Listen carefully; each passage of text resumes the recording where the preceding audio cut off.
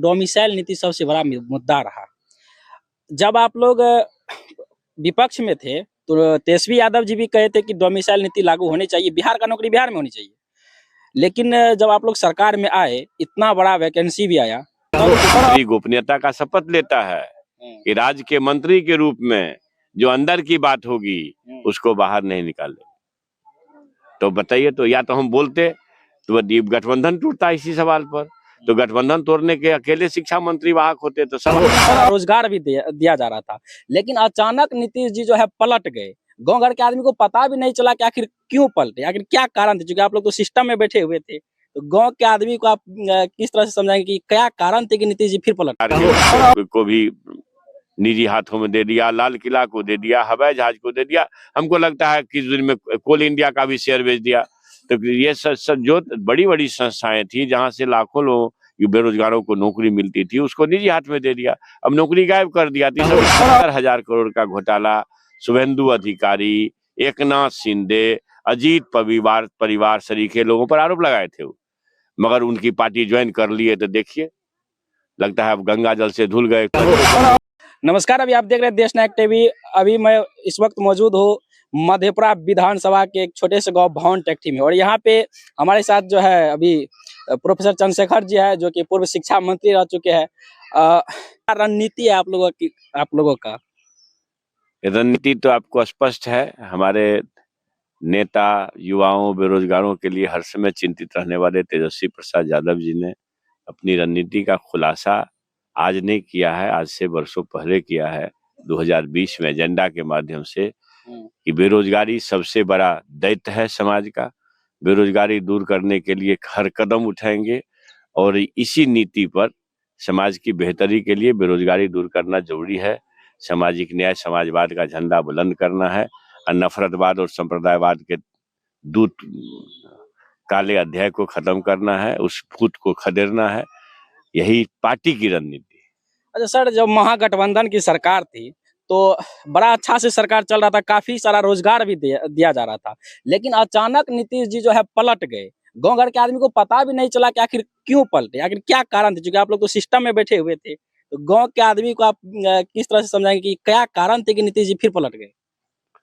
अच्छा, इस बात की व्याख्या तो अच्छी तरह से नीतीश बाबू करेंगे कि आप क्यों पलट गए, समाज को बता नहीं पाए हैं। अभी तक नीतीश बाबू अलग क्यों हुए बता नहीं पाए।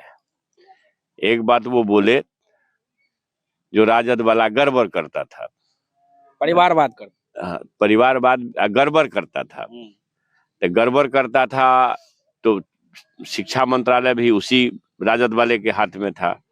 तो 2-3 विभाग का जांच कराए तो शिक्षा विभाग का जांच क्यों नहीं कराए? हम जब मांग किए विधानसभा के फ्लोर पर कि शिक्षा विभाग का जांच कराइए और 2015 से कराइए, तो अभी तक तो नहीं जांच का कोई चिट्ठी निकला है। मोटा तौर पर ये जानते हैं कि उनको जाना था। कारण क्या है? लोग बाग कहते हैं, हम तो सटीक कारण नहीं जानते हैं।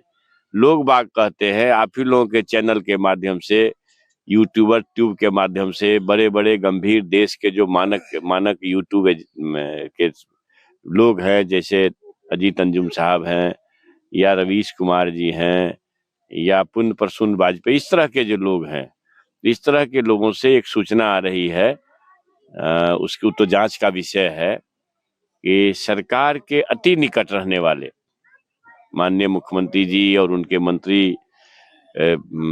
मंत्रियों के अति निकट रहने वाले, सरकार के निकट रहने वाले गब्बू सिंह साहब, कारे सिंह साहब, वो राधाचरण सेठ साहब बड़े घोटाले के सरगना निकलेंगे या बड़े वित्तीय अनियमितता के कहीं जांच के दायरे में थे।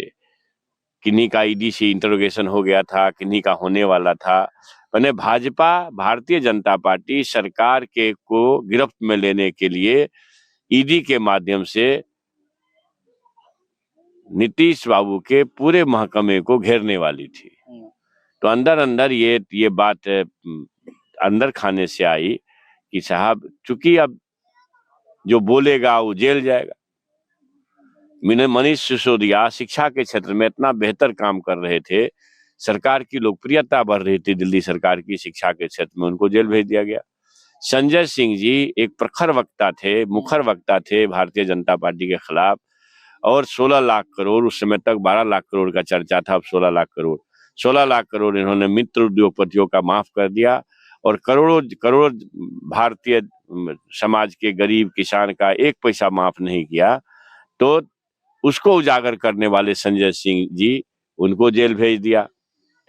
ये आपके पता है हेमंत सोरेन जी, बेचारा चिल्ला चिल्ला के कह रहा है कि मेरे नाम से जमीन हो तो हर दंड भुगतूंगा, उसका सबूत नहीं दे रहा है, उसको जेल भेज दिया।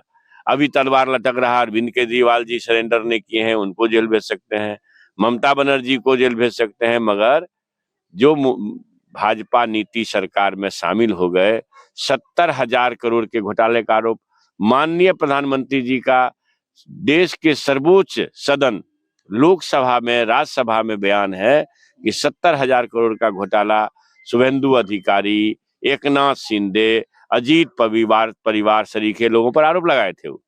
मगर उनकी पार्टी ज्वाइन कर लिए तो देखिए, लगता है अब गंगा जल से धुल गए, चर्चों बंद हो गया। तो जो शुभेंदु अधिकारी है वहां का, वेस्ट बंगाल का चिट फंड घोटाला वाला, वो भी उनके फंड पार्टी में चला गया था, वो आरोप मुक्त हो गया।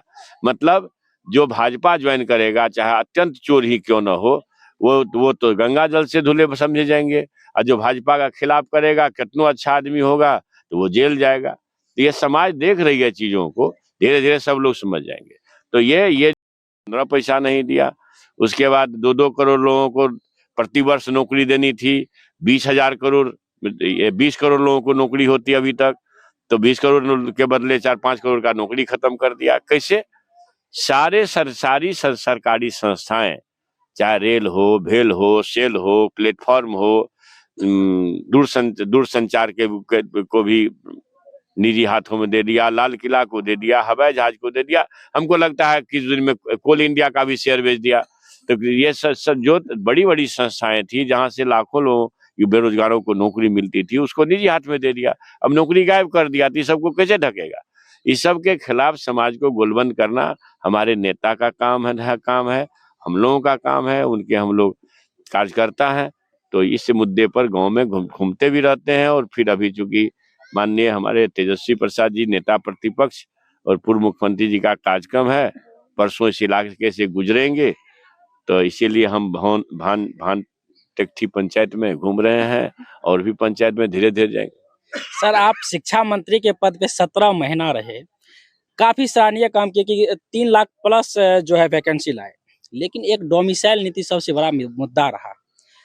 जब आप लोग विपक्ष में थे तो तेजस्वी यादव जी भी कहे थे कि डोमिसाइल नीति लागू होनी चाहिए, बिहार का नौकरी बिहार में होनी चाहिए।